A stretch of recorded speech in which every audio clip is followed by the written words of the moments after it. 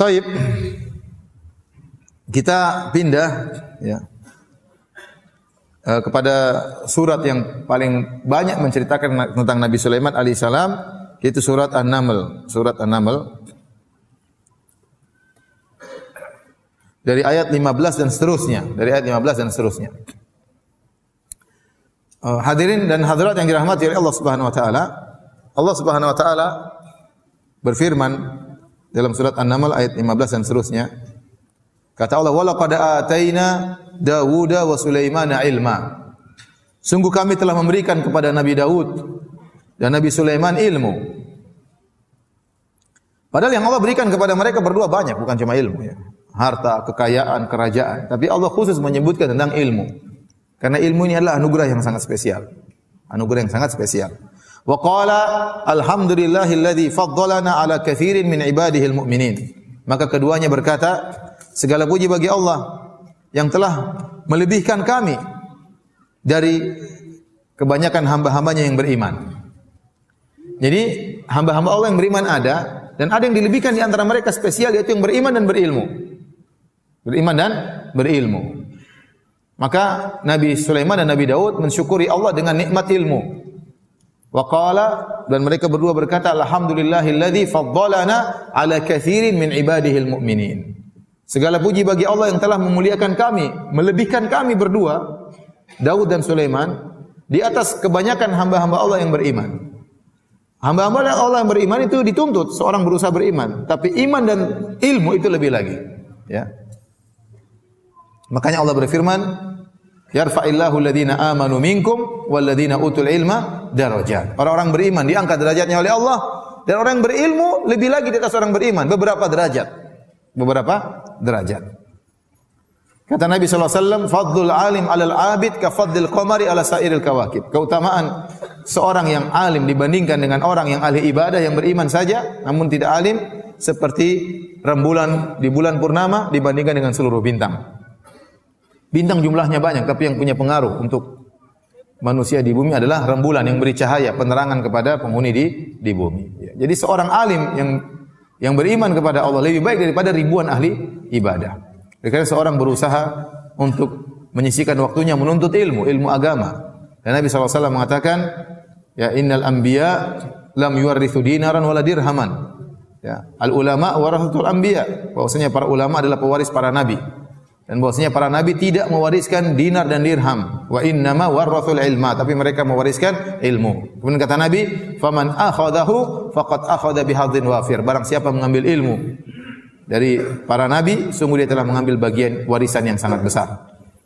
Taib. Kemudian kata Allah Subhanahu wa taala, wa waritha Sulaimanu Dawuda. Nabi Sulaiman mengambil warisan dari Nabi Daud. Para ahli tafsir mengatakan maksudnya warisan yaitu ilmu dan kenabian, bukan warisan harta. Karena para nabi tidak mewariskan. Nahnu ma'syaral anbiya lam nuwarris. Kata Nabi SAW, kami para nabi, kami tidak meninggalkan warisan harta. Ma taraknahu sadaqah. Apa yang kami tinggalkan adalah sedekah. Adalah sedekah. Nabi SAW tidak punya warisan untuk diberikan kepada putrinya atau kepada istri-istrinya. Apa yang ditinggalkan oleh Nabi adalah sedekah. Maka waktu Nabi meninggal tidak ada bagian harta buat Fatimah radhiyallahu anha, dan juga tidak ada bagian harta buat istri-istri Nabi yang 9 orang, tidak ada. Dan itu yang dipegang oleh Abu Bakar radhiyallahu taala anhu. Bahwasanya para nabi tidak mewariskan. Maka dalam ayat ini, wa waritha Sulaimanu Daud, ya. Sulaiman mewarisi dari Daud, bukan mewarisi harta, bukan. Karena saya jelaskan tadi, Nabi Daud punya anak bukan cuma Nabi Sulaiman. Ya, jadi yang diwariskan adalah kenabian dan juga ilmu. Kemudian apa kata Nabi Sulaiman? Wa qala ya ayuhan nas, ulimna mantiqat thair wa utina min kulli syai'. Nabi Sulaiman berbicara di hadapan rakyatnya. Wahai rakyatku, wahai manusia sekalian, sungguhnya aku ini diajari bahasa burung. Wa utina min kulli syai', dan kita telah diberikan segala sesuatu. Inna hadza lahu al-fadlul mubin. Ini adalah sungguh karunia yang nyata. Nabi Sulaiman menisbahkan segala kelebihan yang dia miliki kepada Allah. Dia kembalikan kepada Allah. Ini semua dari Allah Subhanahu wa taala. Bisa bahasa burung, bisa bahasa hewan, ya. Kemudian kata Allah Subhanahu wa taala, wa husyira li Sulaiman junuduhu minal jinni wal insi wat thairi fahum yuzaun. Maka dikumpulkan kepada Sulaiman pasukan-pasukannya dari golongan jin, dari golongan manusia, dari burung-burung, dari hewan-hewan. Fahum yuzaun, dan mereka tertib, teratur dalam barisan. Kata para ulama, ini dalil bahwasanya Nabi Sulaiman selain dia seorang nabi, tapi dia juga seorang raja. Raja tersebut tegas. Sulaiman adalah raja yang tegas. Nanti kita akan lihat ketegasannya. Karena pemimpin itu ya juga butuh pemimpin yang tegas. Kalau pemimpin tidak tegas akan tidak dihargai oleh bawahannya. Punya peraturan harus tegas. Ya. Dia dalam kelembutannya ada ketegasannya. Ya. Adapun pemimpin yang lemah lembut tapi tidak tegas, ini tidak cocok jadi pemimpin. Selain dia baik, perhatian, tapi dia punya ketegasan. Ya. Jadi kita ingat Nabi Sulaiman ini bukan sekedar seorang nabi, tapi dia juga seorang raja. Maka dia atur pasukannya tertib. Pasukan manusia, pasukan jin, bahkan pasukan burung-burung, bahkan burung-burung kecil, ya, sampai hud-hud dia pun tahu. Dia cek. Taib. Kemudian berjalanlah pasukan tersebut hatta idza atau ala wadin namli. Tatkala mereka berjalan pasukan yang begitu banyak ya. Ada hewan-hewan, ada burung, ada jin, ada manusia. Kemudian mereka akan melewati suatu lembah semut. Qalat namlatun, tiba-tiba ada seekor semut berkata, "Ya ayuhan namlu udkhulu masakinakum la yahtimannakum Sulaimanu wa junuduhu wa hum la yash'urun." Tiba-tiba seekor semut berkata kepada semut-semut yang lain, "Wahai semut-semut sekalian, masuklah kalian ke dalam rumah-rumah kalian. Jangan sampai kalian diinjek oleh Sulaiman dan pasukannya sementara mereka tidak sadar, mereka tidak tahu." Kata Allah, "Fatabassama dhahikan min qawliha." Nabi Sulaiman tertawa, senyum, gembira melihat ya atau mendengar perkataan semut tersebut. Ya, ini di antara mukjizat Nabi Sulaiman alaihissalam. Jadi Nabi Sulaiman sekarang datang dengan pasukannya. Pasukannya kan banyak. Ada kebisingan, ada suara kuda, ada suara macam-macam banyak. Tiba-tiba ada semut satu ekor ngomong, dia dengar. Bagaimana ceritanya? Kita saja semut kalau lewat sini, ya, berdua, kemudian ngobrol, kita dengar saja? Tidak. Ngomong mungkin gibahin kita itu orang enggak mandi bau, kita enggak dengar, enggak pernah dengar. Ya. Bahkan semut kalau masuk di telinga ngobrol kita pun enggak dengar. Kita paling dengar merasakan gerakannya, tapi dia ngomong apa kita tidak tahu. Nabi Sulaiman mungkin di atas angin, berjalan pasukan di atas angin. Jarak antara semut dengan Nabi Sulaiman jauh. Entah Nabi Sulaiman di atas kuda, itu pun ada jaraknya. Entah Nabi Sulaiman di atas angin lebih jauh lagi. Subhanallah, Allah membuat Nabi Sulaiman terfokus mendengar perkataan semut tersebut. Di antara mukjizat Nabi Sulaiman. Kenapa Nabi Sulaiman tertawa, bahagia? Ya. Ada dua sebab. Pertama, Nabi Sulaiman bersyukur, luar biasa. Ya. Bagaimana Allah membuat dia bisa mendengar suara semut satu ekor ini. Ya. Semut itu kan banyak, rame-rame, semuanya ngomong, satu kok didengar. Terfokus dengar. Nabi Sulaiman juga banyak kesibuk, banyak kebisingan. Ya. Jarak begitu jauh dia bisa dengar satu ekor semut tersebut bisa ngomong. Ini di antara nikmat yang Allah berikan kepada Nabi Sulaiman. Fokus. Kemudian yang kedua, wallahu alam, ya, karena tingkah semut itu yang menakjubkan. Tingkah semut itu yang sangat menakjubkan. Sikap semut itu yang sangat menakjubkan. Perhatikan, semut ini tahu kedatangan Nabi Sulaiman dan pasukannya. Kemudian semut ini mengingatkan pasukannya dengan bahasa yang luar biasa indah. Sampai sebagian ulama membahas tentang masalah usul fikih ya dari ucapan semut ini. Semut ini berkata apa? Ya ayuhan namlu udkhulu masakinakum. Ya ayuha itu harfun nida, panggilan. Wahai, berarti dia teriak. Wahai semut-semut. Kemudian kata dia an-namlu. An-namlu itu ada alif lamnya ya, jamak menunjukkan keumuman. Kalau kita terjemahkan bahasa Indonesia, wahai semua yang merasa semut. Selain semut enggak usah dengar. Semua yang merasa semut. Jadi lafal ini umum mencakup seluruh semut. Semut kecil, semut besar, semut nenek-nenek, semut kakek-kakek, semut muda, semut ABG, semua yang masuk. Ya ayuhan namlu. Tanpa terkecuali. Karena lafal yang dibawakan oleh semut tersebut lafal umum menurut kaidah usul fikih ya. Udkhulu, masuklah kalian. Udkhulu masakinakum. Masuklah ke rumah-rumah kalian, masuk semua, jangan semua masuk. Yang menakjubkan dia berkata, la yahtimannakum Sulaiman. Jangan sampai kalian diinjek oleh Sulaiman wa junuduhu dan pasukannya. Semut ini kenal Sulaiman. Bayangkan. Dia kenal Sulaiman. Ini Sulaiman datang, ini Sulaiman ini sama pasukannya. Oh, Nabi Sulaiman luar biasa, ini kenal sama saya. Dan dia benar-benar pandai menghormati Nabi Sulaiman. Dia mengatakan, jangan sampai kalian keinjak Sulaiman dan pasukannya. Dia enggak bilang hati-hati banyak manusia, bahaya-bahaya, tidak. Tapi dia bilang ini pasukannya Sulaiman. Nabi Sulaiman tersenyum melihat semut ini. Kemudian di antara sikap semut ini yang menakjubkan, ya. Dia mengatakan, la yahtimannakum Sulaiman wa junuduhu wa hum la yash'urun. Jangan sampai kalian diinjak oleh Sulaiman dan pasukannya sementara mereka tidak tahu. Seakan-akan dia mengatakan kalau kalian keinjak salah kalian sendiri. Sulaiman enggak lihat kalian. Jadi dia husnudzon kepada Sulaiman. Dia kasih udzur kepada Sulaiman. Seandainya kalian keinjak Sulaiman, yang salah kalian bukan siapa? Sulaiman. Mana Sulaiman lihat kalian? Subhanallah. Lihat semut ini memberi udzur kepada orang lain, kepada jenis makhluk yang lain. Memberi udzur kepada jenis manusia, ya. Banyak orang kalau saudaranya salah tidak dikasih udzur. Tidak dikasih udzur. Ini semut memberi udzur kepada Sulaiman. Padahal dia bukan dari bangsa semut.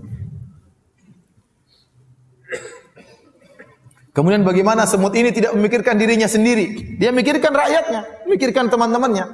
Kalau dia mau selamat, dia masuk sendiri dalam lubang, selesai urusan. Tapi ternyata dia ingatkan saudara-saudaranya. Maka seorang berusaha jangan ingin menyelamatkan dirinya sendiri, selamatkan diri dan juga yang lainnya. Jangan lupa untuk bernahi mungkar, mengingatkan masyarakat dari kesalahan, dari penyimpangan, dari kesyirikan, dari kekufuran, meskipun ya resikonya mungkin Anda dihina, mungkin Anda direndahkan, enggak ada masalah. Yang penting ingin menyampaikan kebaikan. Inilah yang kemudian menjadikan Nabi Sulaiman fatabassama dhahikan. Nabi Sulaiman tersenyum sambil tertawa min qauliha, karena perkataan semut ini. Luar biasa semut ini, menakjubkan, ya. Kemudian Nabi Sulaiman pun berdoa, wa qala rabbi auzi'ni an ashkura ni'mataka allati an'amta alayya. Ya Allah, ya, ilhamkanlah kepadaku agar aku bisa bersyukur kepada Engkau atas nikmat-nikmat yang Kau berikan kepadaku dan kepada kedua orang tuaku. Nabi Sulaiman, dia seorang hamba yang sangat bersyukur. Allah puji dia. Sangat pandai bersyukur. Meskipun demikian, dia selalu minta kepada Allah agar bisa terus bersyukur. Karena seorang bisa mudawamah, continue, berkesinambungan dalam bersyukur itu luar biasa. Seorang terkadang bersyukur dalam suatu waktu, kemudian waktu yang lain lupa bersyukur kepada Allah. Tapi continue dalam bersyukur itu luar biasa. Ya, makanya ada seorang tabi'in, waktu dia lagi tawaf, dia mendengar ada salah seorang berdoa, ya. Tatkala tawaf di Ka'bah dia berkata, Allahumma qini syuha nafsi, ya Allah jauhkanlah aku dari rasa pelit. Ya Allah jauhkanlah aku dari rasa pelit. Ya Allah jauhkanlah aku dari rasa pelit. Ini siapa orang ini berdoa tawaf cuma berdoanya, ya Allah jauhkanlah aku dari rasa pelit. Apakah ini orang pelit sehingga ingin dijauhkan rasa pelit dari dirinya? Ternyata dicek dia adalah Abdurrahman bin Auf, orang yang sangat dermawan. Jadi meskipun dia dermawannya luar biasa, dia masih takut untuk apa? Pelit. Sehingga terus berdoa kepada Allah agar dijauhkan dari rasa pelit. Dia tidak pede, oh saya sudah banyak dermawan, saya bukan orang pelit. Enggak. Dia tetap berdoa kepada Allah jangan sampai diberikan rasa pelit. Nabi Sulaiman alaihissalam adalah seorang yang sangat bersyukur, tetap dia berdoa kepada Allah, Rabbi auzi'ni an ashkura ni'mataka allati an'amta alayya. Ya Allah anugerahkanlah kepadaku agar aku bisa terus bersyukur kepadamu. An ashkura ni'mataka allati an'amta alayya, agar aku bisa mensyukuri nikmat-nikmat yang Engkau berikan kepadaku, wa ala walidayya, dan nikmat yang Engkau berikan kepada kedua orang tuaku. Luar biasa bagaimana baktinya Nabi Sulaiman. Nabi Sulaiman merasa kalau ada kenikmatan yang Allah berikan kepada kedua orang tuanya, dia juga harus bersyukur. Dia merasa nikmat yang Allah berikan kepada kedua orang tuanya adalah nikmat bagi dia. Ini baktinya luar biasa. Seorang anak pun harusnya demikian. Kalau orang tuanya sehat, orang senang, itu adalah anugerah yang Allah berikan kepada dia, bukan cuma kepada kedua orang tuanya. Lihat doa Nabi Sulaiman. An ashkura ni'mataka allati an'amta alayya wa ala walidayya. Ya Allah jadikanlah aku bersyukur, bukan hanya mensyukuri nikmat yang Kau berikan kepada aku, bahkan nikmat yang Kau berikan kepada kedua orang tuaku juga jadikanlah aku mensyukurinya. Dia menganggap nikmat yang Allah berikan kepada kedua orang tuanya adalah nikmat yang mengalir kepada dirinya juga. Wa na'mala salihan tarda, dan agar aku bisa beramal saleh yang Kau ridhai. Karena amal saleh tadi adalah salah satu bukti yang paling nyata dari bentuk syukur kepada Allah Subhanahu wa taala. Kemudian dia berdoa, wa adkhilni bi rahmatika fi ibadika salihin. Dan masukkanlah aku dengan rahmat-Mu ke dalam jajaran hamba-hamba-Mu yang saleh, yaitu di surga kelak. Dia tidak pede dengan amal dia tidak pede dengan ilmunya, dia tidak pede dengan pasukannya, dengan kerajaannya. Dia terus berdoa, ya Allah, aku tidak bisa masuk surga kecuali dengan rahmat-Mu, maka masukkanlah aku dalam jajaran hamba-hamba yang solehin, hamba-hambamu yang solehin dengan rahmat dan kasih sayang-Mu. Setelah itu Nabi Sulaiman mengecek pasukannya. Tadi kita sebutkan pasukannya wahum yuzaun, pasukannya tertata dengan rapi. Pasukan ini, pasukan hewan ini, pasukan jin ini, pasukan manusia, pasukan burung-burung. Kata Allah, wa tafaqqadat tayra. Maka Nabi Sulaiman mengecek pasukan burung. Burung hut, burung kecil. Faqala, tiba-tiba Nabi Sulaiman lihat burung hut itu tidak hadir. Berarti dia tahu tentang pasukannya. Ini berarti raja ini perhatian terhadap rakyatnya. Dia tahu, sampai hewan kecil saja tidak hadir dia tahu. Janganlah burung hut enggak ada masalah. Masih banyak burung yang lainnya. Enggak. Dia ngecek sampai burung kecil hut-hut saja dia perhatian. Dia perhatikan. Maka seorang pemimpin demikian, kalau dia punya bawahan dia perhatikan, bukan cuma yang direksi-direksi saja yang diperhatikan, bawahan juga diperhatikan. Ya. Faqala ma li la aral hudhuda am kana minal ghaibin. Maka Sulaiman bertanya kepada pasukannya, kenapa saya tidak lihat burung hut-hut? Ya. Tidak kelihatan atau tidak hadir? Ada tapi saya tidak lihat atau tidak hadir? Ini sangat jelas Nabi Sulaiman tidak tahu ilmu gaib. Jangankan ilmu gaib masa depan, di depan dia burung hut ada atau tidak dia tidak tahu. Maka dia tanya, kok hut-hut tidak ada? Tidak kelihatan saking kecilnya, di belakang gajah, di belakang macan atau memang dia lagi tidak ada? Kemudian Nabi Sulaiman menunjukkan ketegasan dia sebagai seorang pemimpin. Dia berkata, "Lau adzibannahu adzaban syadida." Kalau dia tidak hadir, dalam apel pagi tidak hadir, apel siang tidak hadir, aku akan menyiksa dia dengan siksaan yang pedih. Disebut oleh sebagian ahli tafsir akan dicabut bulu-bulunya oleh Nabi Sulaiman. Atau lebih parah daripada itu, aula azbahannahu, atau sungguh-sungguh aku akan menyembelihnya. Ini Nabi Sulaiman ucapkan di hadapan hewan-hewan yang lain. Di hadapan jin-jin yang lain. Jin-jin ngembangkang dibakar. Ya. Kenapa? Karena ini posisinya posisi pasukan harus tegas. Bukan saatnya lemah lembut, saatnya tegas saat ini. Lemah lembut ada saatnya. Ya, ada saatnya lemah lembut, ada saatnya tegas tatkala memimpin pasukan perang. Ya. Kata Nabi Sulaiman, "Lau adzibannahu adzaban syadida." Aku akan menyiksanya dengan siksaan yang pedih. Au la azbahanna, atau sungguh-sungguh aku akan menyembelihnya. Aula ya'tiyanni bi sultanin mubin, atau dia terlambat datang dan sampaikan uzur. Kalau punya uzur saya maafkan. Ini pelajaran bagi yang lainnya.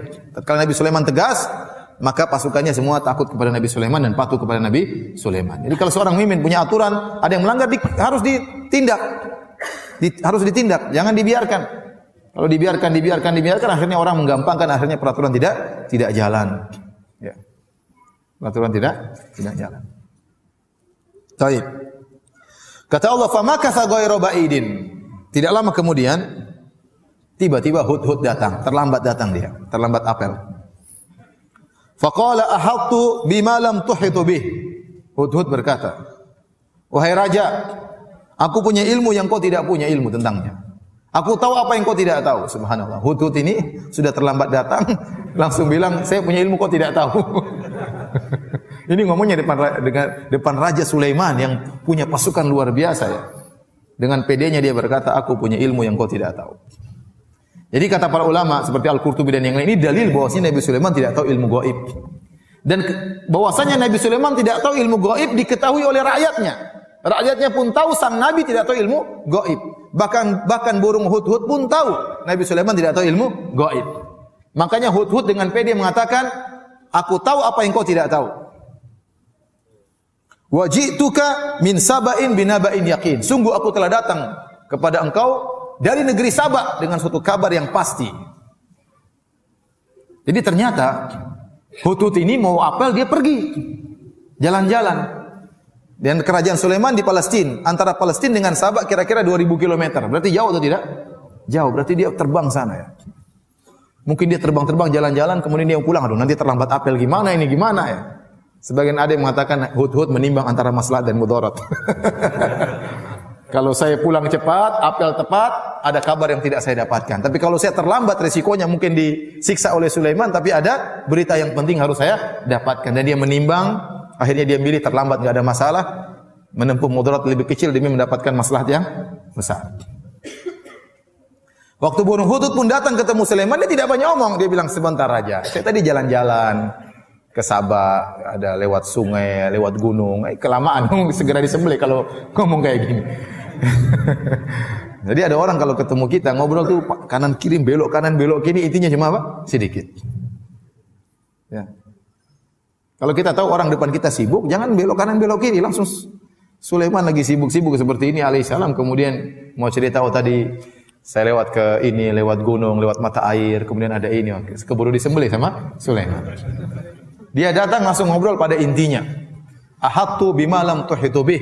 Saya punya ilmu yang kau tidak punya wahai Sulaiman. Wajituka min Saba'in binaba'in yakin. Saya datang dari negeri Sabah dengan suatu berita yang penting, berita yang pasti benarnya. Kemudian dia bercerita langsung to the point. Ya, siapa namanya? Hudhud ya. Karena sebagian orang, saya pernah ngisi pengajian orang tanya, lah mukadimahnya lama sekali, saya enggak tahu pertanyaannya. Sampai jamaah protes. Mas, intinya apa mas? Intinya apa? Muter kanan, muter kiri nih. Kita harus begini, harus berbakti sama orang tua. Harus cerita dulu dia berbakti sama orang tuanya. Intinya apa pertanyaannya? Kalau tanya yang di antara kecerdasan seorang, dia bertanya dengan yang tertentu, yang pertanyaannya benar.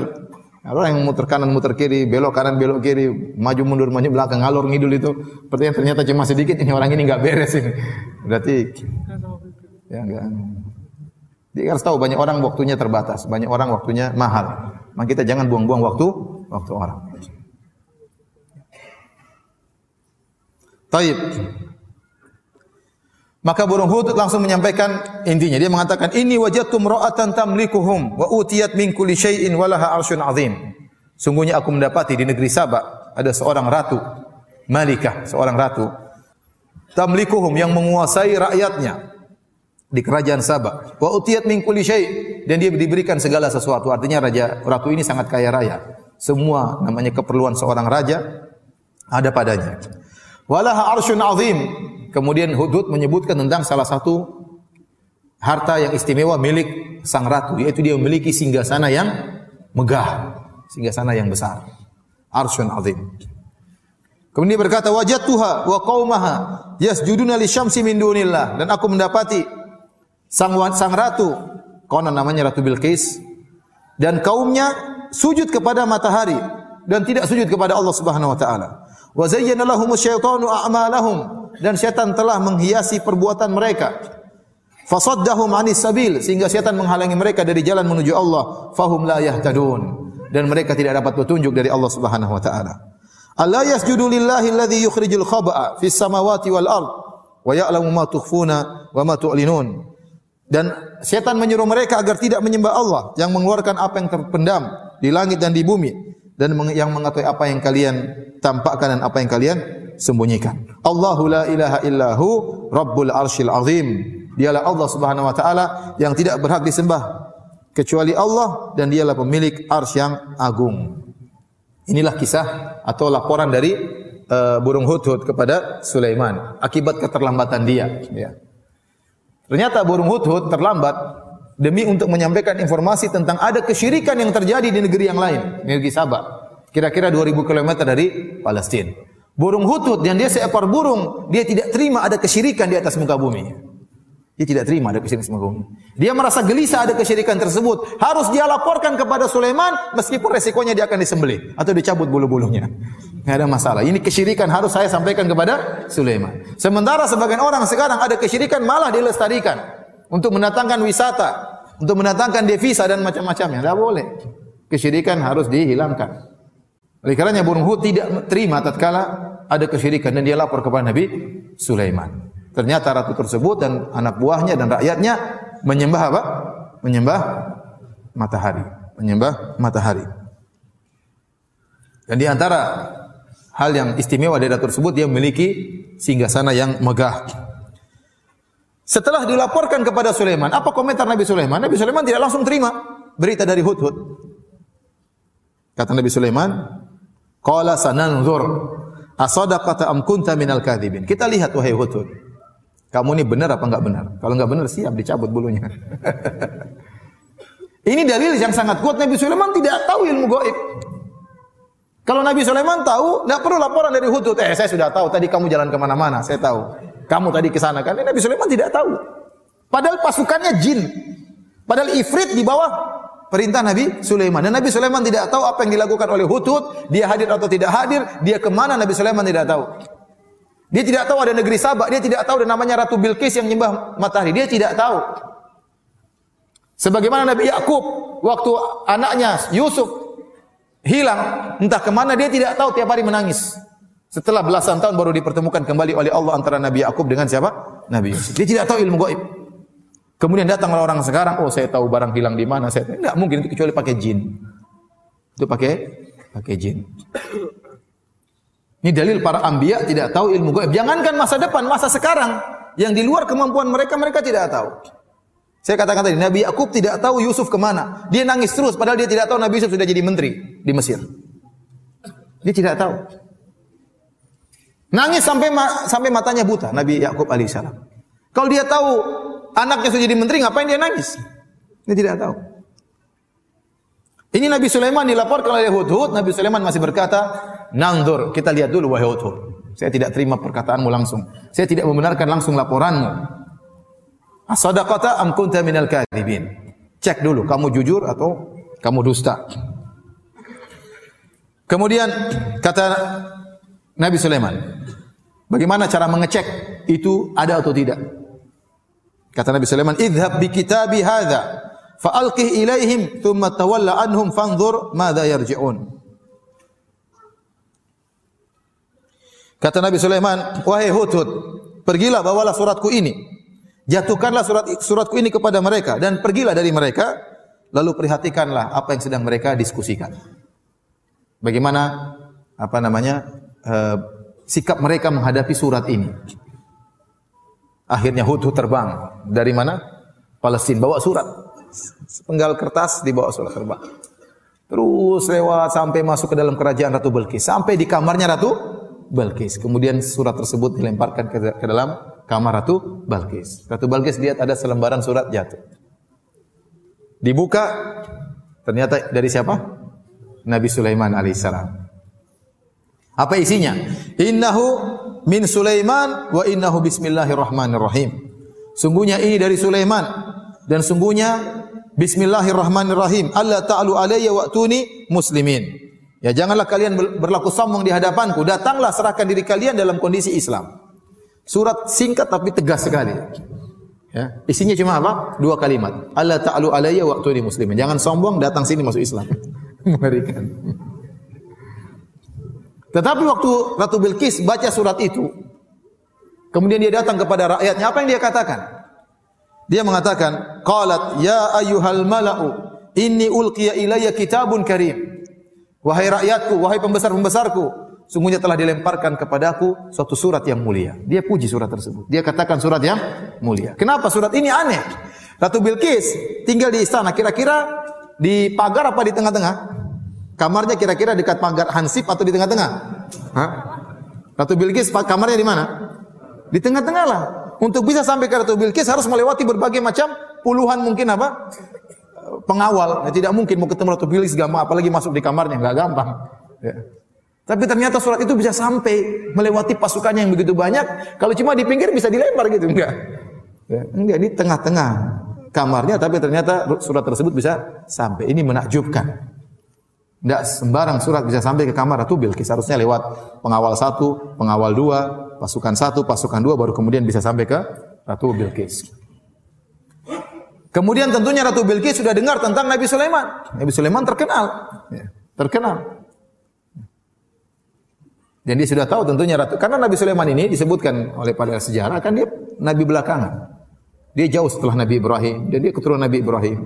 Nabi Yakub di bawahnya, Nabi Yusuf, kemudian Nabi Musa, Harun, baru kemudian apa? Nabi Sulaiman belakangan. Ada yang mengatakan dia hidup kira-kira 1000 tahun sebelum Masehi. Kira-kira 1000 tahun sebelum apa? Masehi. Ya. Jadi tentunya Ratu Bilqis sudah dengar tentang Arab, apa itu Arab, dan dia tinggal di Jazirah Arab di Yaman, tentang Ka'bah dan yang lainnya. Tentunya dia sudah dengar. Jadi sudah dengar tentang kekuasaan Sulaiman. Maka waktu datang Sulaiman, padahal isinya tantangan, isinya ancaman, dia mengatakan, ulqiya ilayya kitabun karim. Sungguh telah dilemparkan kepadaku surat yang mulia. Isinya tadi, Innahu min Sulaiman wa innahu bismillahirrahmanirrahim. Allah ta'alu alayya wa atuni muslimin. Dari Sulaiman bismillahirrahmanirrahim, jangan sombong, datang serahkan diri masuk Islam. Kemudian Ratu Bilqis berkata, qalat ya ayyuhal mala'u aftuni fi amri ma kuntu qati'atan amran hatta tashhadun. Kata Ratu Bilqis, wahai anak buahku sekalian, wahai para pembesar-pembesar, wahai para menteri, berilah pendapat kalian kepadaku. Saya tidak bisa memutuskan perkara sampai kalian bermusyawarah dengan kalian. Bagaimana menurut pendapat kalian? Apa yang harus saya lakukan? Mereka namanya menteri-menteri, mereka harus tunjukkan mereka hebat. Enggak mungkin, oh yo sudah ratu, sudah kita ngalah aja. Enggak mungkin ya. Menteri-menteri loyo seperti ini. Mereka tunjukkan mereka kuat. Kata Allah, mereka berkata, qalu nahnu ulu quwwatin wa ulu ba'sin syadidin wal amru ilaiki fanzuri madza ta'murin. Kata mereka, kami ini wahai Bilqis pasukan yang kuat dan persenjataan kita juga kuat. Jangan khawatir. Perkaranya kembali kepada engkau. Perintahkan saja kami akan kerjakan. Tapi kalau bicara tentang kekuatan jangan ragu. Kita ini apa? Kuat. Pasukan banyak, kuat, persenjataan kuat. Namun Ratu Bilqis namanya perempuan goyang juga. Dia juga takut ya. Sulaiman luar biasa. Dia pasti sudah dengar tentang apa? Sulaiman, tentang hebatnya Sulaiman. Maka dia mengatakan, qalat innal muluka idza dakhalu qaryatan afsaduha wa ja'alu a'izzata ahliha adillah wa kadzalika yaf'alun. Tadi wahai pembesar-pembesarku, ingat, raja-raja itu kalau sudah masuk ke satu negeri, dia akan merusak negeri tersebut. Seakan-akan dia berkata, ingat, Sulaiman ini nanti kalau masuk di sini ke negeri Saba, negeri kita akan hancur. Wa ja'alu a'izzata ahliha adillah, dan orang-orang yang pejabat-pejabat di negeri tersebut, orang-orang yang mulia di negeri tersebut akan dijadikan hina oleh raja-raja tersebut. Wa kadzalika yaf'alun, dan demikianlah mereka akan lakukan kepada kita, kata Bilqis. Jadi Ratu Bilqis kurang setuju dengan ide perlawanan. Dia perempuan juga ngapain perang-perang ya. Maka dia punya ide yang lain. Dia berkata, dan ini menunjukkan cerdasnya Ratu Bilqis. Wa inni mursilatun ilaihim bihadiyatin fanadhiratun bima yarji'ul mursalun. Saya punya ide wahai anak buahku, saya akan mengirim hadiah yang banyak. Emas, perak, berlian, intan semua dibawa oleh orang banyak. Akan saya kirimkan hadiah kepada Sulaiman. Dan saya akan tunggu bagaimana berita yang dibawa oleh utusan-utusanku, bagaimana sikap Sulaiman terhadap hadiah tersebut. Jadi sebagian ulama mengatakan Ratu Bilqis ini ingin ngecek Sulaiman ini inginnya dunia atau memang dia bicara tentang akhirat. Dan dia tahu hadiah itu punya pengaruh. Kalau hadiah Sulaiman terima, kita perang. Seakan-akan dia berkata demikian. Kalau Sulaiman menerima hadiah kita perang. Ya, atau paling tidak dia lembut atau yang. Tapi kalau dia tidak terima hadiah kita, urusannya lain. Berarti dia serius tentang masalah agama. Karena dia mengatakan datanglah dalam kondisi apa? Islam. Dalam surat tersebut Sulaiman bicara tentang agama, bukan tentang dunia. Disuruh masuk apa? Islam. Berarti dia bicara tentang agama. Nah, kalau ternyata dia terima hadiah, berarti dia tidak berbicara tentang agama. Itu hanya sekedar bingkai, tapi isinya bukan masalah agama. Sebagaimana sebagian orang bicara tentang agama, ternyata intinya dunia, bukan perkara agama. Agama tersebut dia hanya dijadikan apa? Bingkai, bungkusan untuk perkara dunia yang ingin dia perjuangkan, bukan masalah agama. Maka dites oleh Ratu Bilqis. Ini cerdasnya Ratu Bilqis. Pertama, dia tahu hadiah itu punya pengaruh. Ya. Yang kedua, dia ingin mengecek Sulaiman ini bicara dunia atau bicara agama. Falamma jaa Sulaiman, tatkala utusan Ratu Bilqis datang kepada Sulaiman dengan bawa hadiah yang banyak, disebutkan entah berapa ratus orang dikirim oleh Bilqis untuk bawa hadiah tersebut dari Sabah menuju ke Palestina 2000 kilo, memikul hadiah yang sangat banyak kepada Sulaiman. Nabi Sulaiman waktu dikasih hadiah, dia pun marah. Dia mengatakan, qala atumiddunani bimalin fama atani Allahu khairun mimma atakum bal antum bihadiyatikum tafrahun. Kalian ingin berikan saya harta, sementara apa yang Allah berikan kepadaku lebih baik daripada apa yang kalian miliki. Tapi kalianlah orang yang suka membangga-banggakan hadiah kalian. Tidak, Nabi Sulaiman tidak terima. Ya. Seakan-akan Nabi Sulaiman mengatakan, saya ingin dibeli dengan harta, saya ingin dinilai dengan harta. Tidak.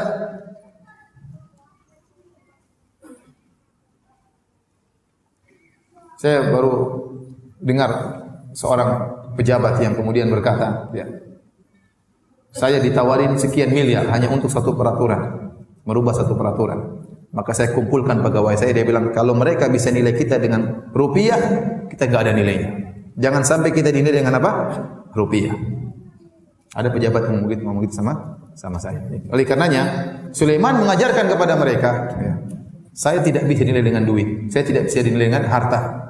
Apa yang Allah berikan kepada saya lebih baik daripada apa yang kalian miliki. Kalian saja yang bangga-banggaan kalau sudah kasih hadiah sama orang. Kemudian kata Nabi Sulaiman, irji ilaihim, pulanglah engkau kepada ratumu. Falanatiyannahum bijunudin la qibala lahum biha. Kami akan kirim pasukan menyerang mereka yang mereka tidak bisa melawan pasukan kami. Wala nukhrijannahum minha adillah wa hum saghirun. Sungguh kami akan mengusir mereka dari negeri mereka dalam kondisi hina, dalam kondisi rendah. Dan Nabi Sulaiman tahu pasti Ratu Bilqis ketakutan. Akhirnya mereka pulang dan mereka ketakutan dengan ancaman Nabi Sulaiman, dan Nabi Sulaiman tahu ini Bilqis pasti datang menyerahkan dirinya. Maka Nabi Sulaiman kemudian punya rencana lain. Kata Nabi Sulaiman kepada anak buahnya, "Qala ya ayyuhal mala'u ayyukum ya'tini bi arsyiha qabla an ya'tuni muslimin." Kata Nabi Sulaiman, "Wahai anak buahku, siapa di antara kalian yang bisa mendatangkan singgasananya yang disebut oleh Hutut itu? Hadirkan ke sini sebelum mereka datang." Jadi mulailah Ratu Bilqis dan pasukannya keluar dari negeri Saba untuk menyerahkan diri kepada Sulaiman. Setelah mereka keluar dari singgasana mereka, Nabi Sulaiman mengatakan, "Siapa di antara kalian wahai anak buahku yang bisa mendatangkan singgasananya?" Qala ifritun minal jinni ana atika bihi qabla an taquma min maqamik. Berkata Ifrit, jin yang paling top, saya akan datangkan singgasananya kepada engkau wahai Sulaiman sebelum kau berdiri dari tempat dudukmu. Berdiri butuh waktu atau tidak? Butuh waktu beberapa detik. Belum berdiri sudah datang singgasana. Ada yang mengatakan maksudnya Nabi Sulaiman dia selalu mengecek pekerjaan anak buahnya dan dia duduk berjam-jam menjelang duhur baru dia berdiri. Artinya Ifrit berkata, saya butuh waktu beberapa jam atau beberapa saat untuk sebelum kau berdiri wahai baginda akan hadir singgasana Ratu Bilqis. Ini hebat, berarti jin itu punya kekuatan. Berarti jin Ifrit cepat sekali, shring, kemudian pergi, kemudian mikul singgasana, cepat sekali, luar biasa. Jin memang ada punya kekuatan, jin punya kekuatan. Wa qala alladhi indahu wa inni alaihi laqawiyyun amin. Percayalah wahai baginda, sungguhnya aku ini kuat dan terpercaya, aku amanah. Meskipun saya setan, saya amanah. Kali ini saya amanah. Qala alladhi indahu ilmun minal kitab. Maka berkatalah orang yang memiliki ilmu dari Alkitab, ana atika bihi qabla an yartadda ilaika tarfuk. Saya akan datangkan singgasana tersebut sebelum kau mengedipkan matamu wahai Sulaiman. Subhanallah. Ada khilaf siapa orang ini. Ada yang mengatakan salah seorang soleh di negeri Sulaiman, ada yang mengatakan maksudnya Sulaiman sendiri. Sulaiman berkata, wahai Ifrit, kau cuma begitu? Saya sebelum mengedipkan mata, sebelum kau kedipkan mata sudah datang singgasana. Jadi ada khilaf apakah itu Sulaiman atau yang lainnya. Intinya sangat hebat. Ya. Falamma ra'ahu, akhirnya orang ini mendatangkan singgasana sebelum Sulaiman mengedipkan matanya. Falamma ra'ahu mustaqirran indahu. Tatkala Sulaiman melihat singgasana tersebut sudah ada di hadapan dia, maka dia pun bersyukur kepada Allah. Dia berkata, qala hadza min fadli rabbi. Ini adalah karunia dari Rabbku bisa menghadirkan singgasana di hadapanku. Liyabluwani aashkuru am akfur. Allah memberi saya kenikmatan ini untuk mengujiku, apakah aku ini bersyukur kepada Allah ataukah aku ini kufur kepada nikmat Allah Subhanahu wa taala. Wa man syakara fa inna ma yashkuru li nafsi. Kemudian Nabi sallallahu alaihi wasallam berkata, barang siapa yang bersyukur, dia bersyukur untuk dirinya. Allah tidak butuh dengan rasa syukurnya. Tapi dia bersyukur itu untuk apa? Untuk dirinya. Dia beribadah untuk dirinya. Jangan sampai terbetik dalam benak kita Allah butuh untuk kita ibadahi. Tidak. Tapi seorang ibadah kepada Allah adalah untuk dirinya sendiri. Wa man kafara, barang siapa yang kafir, fa inna rabbi ghaniyyun karim. Sungguhnya Rabbku maha kaya dan maha mulia. Tidak butuh dengan ibadah kalian. Kalian kafir enggak ada masalah. Kemudian kata Nabi Sulaiman, qala nakiru laha arsyaha. Nanzur atahtadi am takuna minal ladzina la yahtadun. Kata Nabi Sulaiman kepada anak buahnya, rubah-rubah sedikit singgasana itu, rubah-rubah. Kita ingin lihat dia ngerti enggak itu singgasananya atau bukan. Dirubah-rubah singgasana tersebut. Jadi sebagian ahli tafsir menyebutkan Nabi Sulaiman tertarik untuk menikahi Bilqis ini. Ini ratu ini. Ini kalau dinikahi bagus ya, buat dakwah, buat macam-macam. Tapi Nabi Sulaiman ingin tahu ini ratu pintar atau tidak ya. Jangan-jangan blow on ya. Nikah sama perempuan blow on juga repot kalau ngobrol enggak nyambung-nyambung ya. Maka dia ingin tes apakah ratu ini pintar atau tidak. Maka dirubahlah sedikit dari apa? Dari bentuk singgasana tersebut Apakah dia tahu ini singgasana dia atau bukan? Falamma ja'at qila ahakadha arshuki, tatkala Bilqis sudah hadir, ditanyakan kepada Bilqis, ahakadha arshuki, apakah ini adalah singgasanamu? Qalat, subhanallah, bagaimana jawaban Bilqis? Menunjukkan cerdas atau bodoh ya? Kata dia, qalat ka'annahu hu, kata dia, sepertinya. Ini menunjukkan Bilqis pintar ya. Dia tidak mengatakan iya, dia tidak mengatakan bukan. Tapi dia memberi jawaban dengan jawaban diplomasi. Sepertinya. Nah, pintar berarti. Bisa jadi istri kalau begitu. Tapi ini pendapat sebagian ahli dalam Israiliyat. Tidak ada dalil nasnya. Tidak ada dalilnya. Nabi Sulaiman ingin menikahi siapa? Bilqis. Ini hanya pendapat Israiliyat dan disebutkan dalam buku-buku tafsir. Saya hanya menyampaikan. Tapi kalau kita berbicara tentang dalil yang sahih, tidak ada dalilnya. Ya. Kemudian kata Nabi Sulaiman, wa utinal ilma min qabliha wa kunna muslimin. Kita sudah dapat ilmu sebelum Bilqis dan kami sudah Islam sebelumnya. Wa saddaha ma kana ta'budu min dunillah. Ya. Adapun dia terhalangi, apa yang dia sembah selain Allah menghalangi dia dari Allah Subhanahu wa taala. Innaha kanat min qaumin kafirin. Sungguhnya Bilqis itu termasuk dari orang-orang yang kaum yang kafir. Kemudian ternyata Nabi Sulaiman sebelum Bilqis datang, Nabi Sulaiman membuat istana yang sangat megah, terbuat dari kaca. Istana yang sangat megah, tinggi, terbuat dari kaca. Kemudian dibuatlah lantai istana tersebut sangat panjang, semuanya dari kaca. Tidak ada sambungan-sambungannya. Kaca flat yang sangat besar, dan di bawah kaca tersebut dialirkan air dan ada ikan-ikannya. Sehingga kalau orang lihat seakan-akan tidak ada kaca. Seandainya kaca tersebut sambungan-sambungan ketahuan ada sesuatu di atas air tersebut. Tapi dia flat yang benar-benar datar, tidak ada sambungannya. Dan sampai sekarang belum ada istana seperti itu. Di zaman 2000 berapa ini? 18. Zaman now belum ada istana seperti itu yang pernah dibangun oleh Sulaiman. Kenapa Nabi Sulaiman ingin melihatkan kepada Bilqis bahwasanya dia hebat?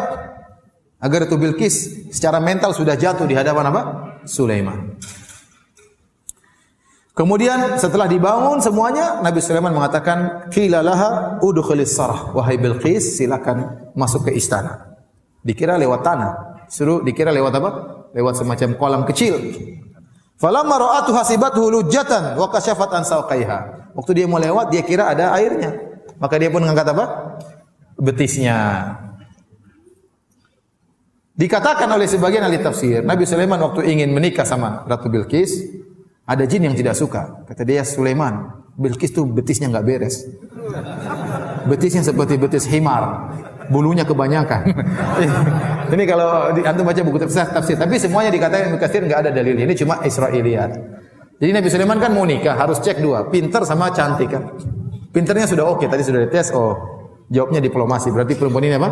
Pintar. Tinggal cantiknya. Cantik sudah oke, betisnya bermasalah, harus dicek. Gimana caranya? Ya harus dibuat jebakan tadi biar betisnya apa? Kelihatan. Nabi Sulaiman tunggu. Tapi ini semua enggak ada dalilnya, ikhwan. Antum jangan sangka Sulaiman seperti itu, Alisa. Tapi disebutkan dalam buku tafsir seperti itu. Untuk mengecek betisnya, Nabi Sulaiman bikin apa? Bikin tadi. Begitu lewat, oh ternyata enggak seperti kata jin, kata. Ternyata Bilqis cantik, cuma ada bulu-bulunya harus dibersihkan. Ini semua Israiliyat namun tidak ada dalilnya. Kemudian qala innaha sarhun mumarradun min qawarir. Sulaiman menjelaskan, wahai Bilqis, enggak ada apa-apa di situ, enggak ada air. Ini lantai. Semua istana terbuat dari kaca. Maka Bilqis pun kagum, qala in rabbi inni dhalamtu nafsi, ya Rabbku, sungguhnya aku telah menzalimi diriku, wa aslamtu ma'a Sulaiman lillahi rabbil alamin. Dan aku masuk Islam bersama Sulaiman, aku tunduk kepada siapa? Kepada Allah. Bilqis tidak mengatakan aku tunduk kepada Sulaiman. Tapi aku tunduk kepada siapa? Allah Rabbul Alamin. Apakah Sulaiman menikah dengan Bilqis? Semuanya juga tidak ada dalilnya. Ada khilaf di kalangan para ahli tafsir, apakah Sulaiman menikah dengan Bilqis? Ada yang mengatakan Sulaiman akhirnya menikah dengan Bilqis, ya. Ada yang mengatakan Bilqis menawarkan diri tapi Sulaiman tidak mau, akhirnya Sulaiman menikahkan Bilqis dengan raja yang lain. Ya, dan intinya ada beberapa pendapat, yang jelas tidak ada dalil yang tegas apakah Sulaiman menikah dengan Bilqis, ya. Kita pun tidak pernah hadir acara walimahnya, jadi tidak tahu. Baik. Bagaimana ya kesudahan Nabi Sulaiman?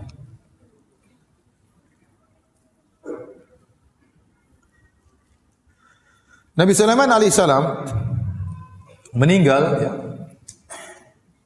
tatkala sedang mengawasi para jin sedang bekerja. Ya. Kata Allah Subhanahu wa taala dalam surat Saba ayat 14, "Falamma qadaina 'alaihi al-mauta ma dallahum 'ala mautihi illa dabbatul ardi ta'kulu min sa'atah." Tatkala kami putuskan Sulaiman akan meninggal dunia, maka tidak ada yang memberitahukan tentang kematian dia kecuali aradah, yaitu kecuali rayap yang memakan tongkatnya. Jadi Nabi Sulaiman biasanya datang ngecek jin-jin kerja, dia bertumpu kepada tongkatnya. Diam. Dan disebutkan dalam buku-buku tafsir Nabi Sulaiman suka solat dengan pegang tongkat. Kalau dia sudah solat bisa berjam-jam. Bahkan dalam sebagian riwayat Israiliyat sampai berhari-hari dia solat berdiri. Jadi sudah terbiasa mereka lihat Sulaiman bertumbuh pada tongkat lama. Ya. Bahkan dalam sebagian riwayat dikatakan setahun. Tapi riwayat itu tidak bisa dibuktikan keabsahannya. Intinya demikian kebiasaan Sulaiman. Jadi kalau Sulaiman sudah datang pegang tongkat, sudah jin-jin semua ketakutan bekerja. Suatu hari Sulaiman datang ngecek dan dia pegang tongkat dan dia meninggal dunia. Jin-jin tidak tahu, disangka Sulaiman lagi sholat. Kerja terus enggak kerja, enggak berhenti kerja nih. Sulaiman udah mati padahal. Terus gitu. Jin ketakutan, terus kerja, enggak berhenti. Sehingga datang rayap kemudian makan tongkat tersebut. Butuh waktu lama untuk dimakan tongkat tersebut. Tatkala rayap makan tongkat tersebut, akhirnya tongkat tersebut patah, Nabi Sulaiman pun jatuh. Kata Allah Subhanahu wa taala, "Falamma kharra tabayyanatil jinnu allau kanu ya'lamunal ghaiba ma labithu fil adzabil muhin." Tatkala Sulaiman tersungkur alaihi salam, maka jelaslah bagi jin kalau mereka tahu ilmu gaib, tentunya mereka tidak akan diam terus bekerja dalam kehinaan. Sulaiman ingin menjelaskan kepada rakyatnya, jin-jin itu sombong dan angkuh, mengaku-ngaku tahu ilmu gaib. Maka Sulaiman ingin menjelaskan, saya pun meninggal mereka tidak tahu kalau saya meninggal. Katanya mereka tahu gaib, padahal waktu saya meninggal mereka tidak tahu. Terus bekerja ketakutan sama Nabi Sulaiman. Kalau mereka tahu Nabi Sulaiman sudah meninggal sejak awal, mereka sudah kabur, tidak mau kerja. Ya. Ini dalil bahwasanya hukum asalnya jin-jin juga tidak tahu ilmu gaib. Yang tahu ilmu gaib cuma siapa? Allah Subhanahu wa taala. Baik, demikian para hadirin dan hadirat yang dirahmati oleh Allah Subhanahu wa taala. Kisah tentang Nabi Sulaiman alaihissalam semoga bermanfaat. Baik, demikian kajian kita ikhwan dan akhwat yang dirahmati Allah Subhanahu wa taala. Kita tutup dengan kafaratul majlis. Subhanakallah bihamdik asyhadu an la ilaha illa anta astaghfiruka wa atubu ilaik. Assalamualaikum warahmatullahi wabarakatuh.